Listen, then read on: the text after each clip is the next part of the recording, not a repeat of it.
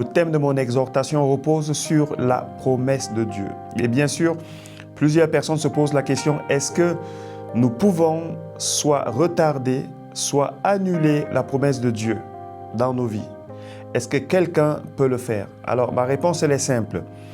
Personne, absolument personne d'autre que toi ne peut annuler la promesse de Dieu dans ta vie. Lorsque Dieu t'a parlé, lorsque Dieu t'a fait une promesse, il n'y a aucun marabout, aucun sorcier, même pas Satan, qui puisse annuler cette promesse. C'est un peu comme empêcher le soleil de se lever. Vous savez, lorsque Dieu a créé la terre, il a dit que la lumière soit. Et nous voyons que tous les jours, le soleil se lève et il y a la lumière, il y a un jour, il y a également une nuit.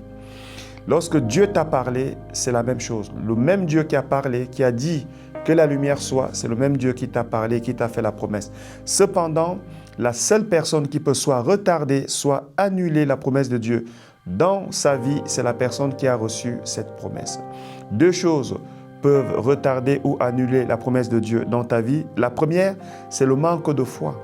Lorsque Dieu nous parle, il faut que sa promesse, la parole qu'il nous a donnée, vienne rencontrer notre foi. C'est ça qui crée le miracle, c'est ça qui apporte l'exaucement dans nos vies.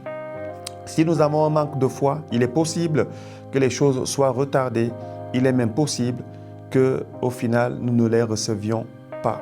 Nous le voyons dans la parole de Dieu, lorsque le peuple de Dieu va sortir de l'Égypte et pour aller vers la terre promise, un an après, ils vont se retrouver devant les portes de Canaan, qui était la terre que Dieu leur avait promis.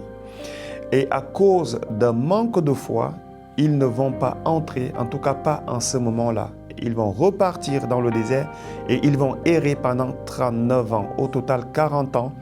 40 ans d'errance au désert. Pourquoi? Parce qu'ils ont manqué de foi. Nous le voyons également lorsque Jésus va aller dans le territoire où il avait grandi pour faire des miracles. Il avait cette volonté. C'était certainement aussi la volonté de Dieu d'aller et accomplir beaucoup de miracles, guérir des personnes certainement et faire d'autres miracles. Mais à cause d'un manque de foi, il va faire peu de choses. Pourquoi? Parce qu'il n'y avait pas la foi. La deuxième chose qui peut soit retarder, soit empêcher la promesse de Dieu de s'accomplir, c'est la désobéissance. Lorsque Dieu nous demande de faire quelque chose, il est important que nous puissions le faire. Certaines promesses et certaines paroles de Dieu sont à condition. Si nous obéissons, il agira.